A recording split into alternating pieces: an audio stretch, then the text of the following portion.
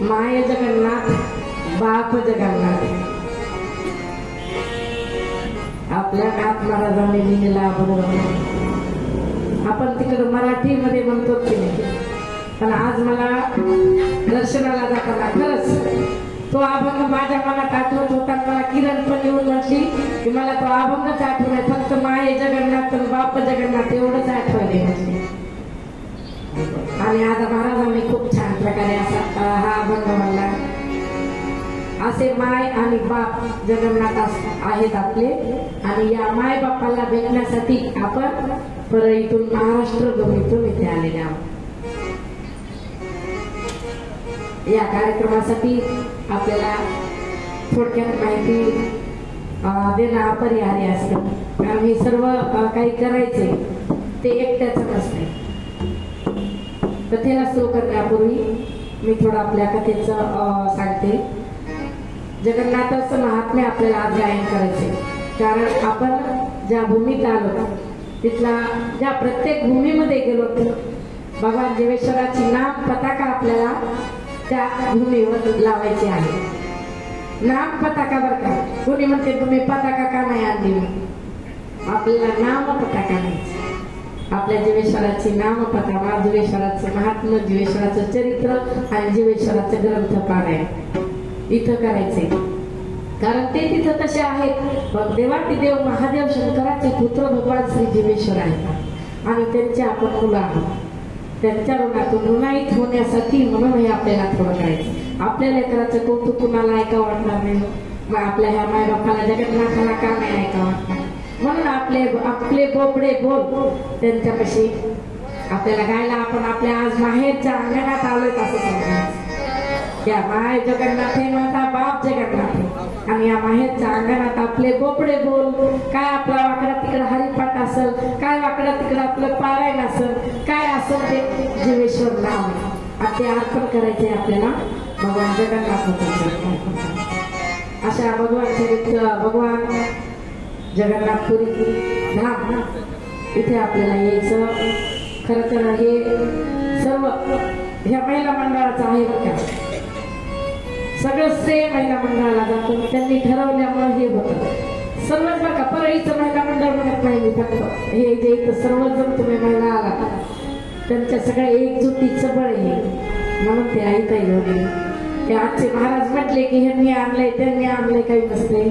भगवान जीवेश्वराचा आपल्याला वाटलं प्रचार करायचा आहे, प्रसार करायचा आहे, वाटलं आपल्याला त्यांनी आणलंय बरं का. खरं भगवान जीवेश्वरांसाठी आणलेला आहे, म्हणून आपण भगवान जीवेश्वरांचे शतशः ऋणी आहोत बरं का, शतशः ऋणी आहोत. आणि आई वडिलांचे ऋण फेडायचे म्हटलं तर आपल्या ह्या शरीराच्या देहाचे चामडं सोलून त्याचे चमडे बनवून मायबापाच्या पायात घालायचे म्हटले तरी ऋण फेडू शकत नाही. एक त्यातून ऋणाईत होण्यासाठी आपलं कर्तव्य आहे. आपला बाप एवढा श्रीमंत आहे, एवढी आपली माय श्रीमंत आहे, मग त्यांच्यापाशी आपल्याला जायचे ना, आपले हे बोबडे बोल त्यांना ऐकवायचे. प्रथम मी सांगते या कथेसाठी आपण काशीला कथा केली, फक्त काशीलाच जावं असं वाटत होतं. सकाळी यांनी सांगितलं तसं की ग्रंथामध्ये निघतं काळभैरवाच्या तिथं रूपाने आपले भगवान जीवेश्वर आहेत. कुठं त्यांचे गोघाटी मंदिर आहे असं लिहिलेलं आहे, आणि आपण गोघाटावरच पारायण केलेले. आपल्या जी धर्मशाळा होती ती गोघाटावरच होती. आपण गोघाटावर रोज स्नान करत होतो आणि गोघाटावरच झालंय, मंदिरात शक्य नसते. आता हे मंदिरात जाऊन जगन्नाथाचं तिथं आपल्याला पारायण करायचं, इथं आहेत ते आपल्या ऐकतील बोबडे बोल आपले. म्हणून तसं काशीला झालं आपलं पारायण. त्यानंतर वाटलं की तिथून पुढं उत्साही फक्त 60 जण गेलो होतो आपण काशीला. महिला उत्साही झाल्या, 100 जण रामेश्वरला आले. त्यावेळेस ठरवलं की 100 जण नको, 60 जणांनी होत पहिल्यासारखं ठरवलं होतं. यावेळेस कुठंच ऍडव्हर्टाईज केली नाही, याची कुठले बॅनर छापले नाहीत, कुठं लावले नाहीत, काहीच नाही. म्हणजे कुठल्या ग्रुपवर वगैरे सेव्ह केले नाहीत समाजाच्या. तरी या नेहमी येणाऱ्या महिला फोन करत राहिला, कधी जायचंय नाही, कधी जायचंय नाही. म्हणून हे सगळं ठरलं आणि तुमच्या इच्छेनं या प्रेरणेनं हे सगळं आपण इथं आलो आणि भगवान जीवेश्वरांनी आपल्याला इथं आणलं. प्रथम मी इथे आले, मी या जागेवर आहे यासाठी, मला जन्म दिलेल्या माझ्या माता पित्यांसाठी मी प्रथम वंदन करते की त्यांच्यामुळे मी इथं आहे. पहिल्या काळामध्ये खूप काही देवधर्म नव्हता. आई वडील काही खूप देवधर्म करत होते असं नाही, पण त्यांचे विचार खूप चांगले होते म्हणून आज आपण इथं आहोत. त्या विचाराने मी आपल्याला इथं आणले. घरात आल्यानंतर माझ्या सासूबाई पण धार्मिक होत्या, त्यांच्या विचाराने मी इथं आले आणि मला सगळ्यात देवापेक्षाही महादेवापेक्षाही श्रेष्ठ असे मला माझे महादेव लाभलेत म्हणूनही मी आज इथे आहे. तर अशा सर्वांच्या मला ब्रह्मज्ञानी, ब्रह्मनिष्ठ, ब्रह्मचारी, वेदांतचारी असे गुरुवर्य भेटले बघा माझ्या सासूबाईला. आणि त्यांचा पण थोड्या 2 शब्द माझ्या काही ऐकण्यात आले मला. ते जेव्हा आमच्या घरी यायचे तेव्हा मी कामातच असायचे, लेकरं लहान असायची, पण तरी त्यांनी मला बोलून एखादा श्लोक द्यायचा, एखादा सुभाषित द्यायचं. आपल्या इकडे म्हणतात बरेच महाराज लोक की जर सुभाषित कीर्तनात ऐकायचे असले तर प्रल्हाद शास्त्री महाराजांचं कीर्तन ऐकायचं. संस्कृत व्याकरणाचार्य आहेत असे गुरुवरे मला लाभले, त्याच्यामुळे त्यांची मी ऋणाईत आहे. नंतर कीर्तनाला मला ज्यांनी उभा केलं ते माझे गुरुच म्हणता येईल, गुरुवर्य. आपले भजनाचं वैभव म्हणजे वैभव महाराज बघा. आपल्या भजनी मंडळाचा महिला मंडळाला जर त्यांनी प्रोत्साहन देत असतील तर तेच म्हणून वैभव महाराजांचं सुद्धा त्यांच्या वेळात वेळ काढून रोज कार्यक्रम असतात त्यांना, पण त्यांच्या वेळात वेळ काढून आपल्याला पुढं नेऊन आपल्या सोबत चालतात आणि आपल्याला तोडके मोडके शब्द काही पण खूप छान आले म्हणून प्रोत्साहित करतात. म्हणजे आपलं बळ सुद्धा ते आहेत वैभव महाराज, म्हणून त्यांचे शेतशाळा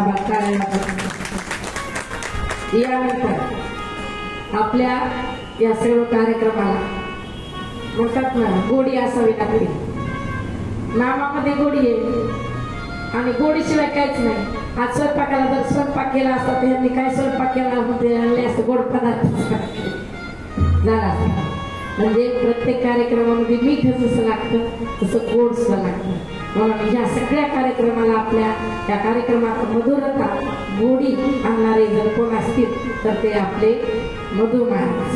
नाव बी मधुसूदन किती छान नाव. आणि या मधुसूदनासोबत आपण आहोत म्हणल्यावर आपल्याला काय कमी, इथं विद्येची कमी नाही. त्यांच्यासाठी मृदांगाचार्य खूप मोठे आहेत. त्यांचे गुरुवर्य हरिभक्त परायण आपले सोडगीर सर महाराज आपल्याला ज्यांनी भजन शिकवलं. कालरत्न आहेत ते, यांना एक मोठे मोठे भेटलेले आहेत बघा. असे प्रकारचे आपले मधु महाराज, त्यांच्यासाठी एकदा जोरदार टाळ्या वाजवा.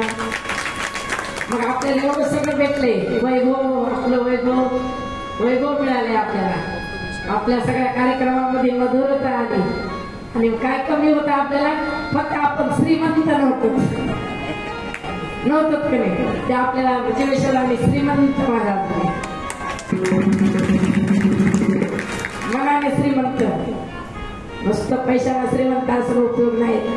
त्यांना सुद्धा श्रीमंत आहेत मी तसं नाही म्हणत आहे. आता एकट्यानं सप्ताह केलाय, आळंदीला एकट्यानं सप्ताह केला. सगळे महाराज बोलवून धर्मशाळा करून आपल्याला सुद्धा आमंत्रण दिलं सगळे. आणि गुरुचा कार्यक्रम केलाय त्यांच्या गुरुची पुण्य. एका 11वा जन्मदिन होता म्हणून अविष्ट चिंतन सोहळा गुरुंचा बघा. कुणाच्या कशावर आळंदीला जाऊन मग श्रीमंतच आहेत की नाही. असे श्रीमंत महाराज आपल्याला लाभलेले आहेत. आणि एवढी आपल्या संगीताला या कथेला साथ त्यांची आहे म्हणून ही कथा रंगत आहे. श्रीमंत महाराजांसाठी एकदा जोरदार टाळ्या त्यांचे शतशः आभारी आहोत.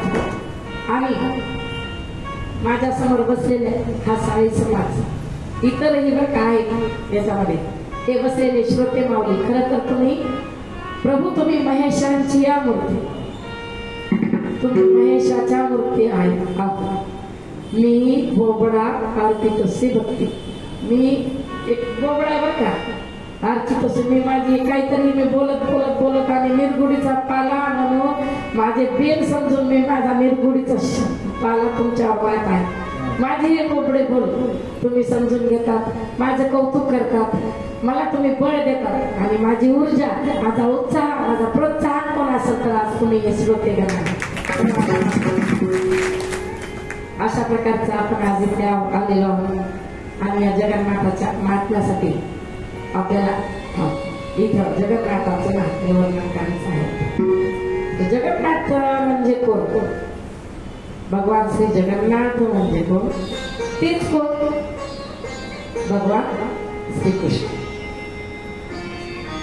भगवान श्रीकृष्णासाठी आपल्याला एक भजन होतं कालच कृष्ण.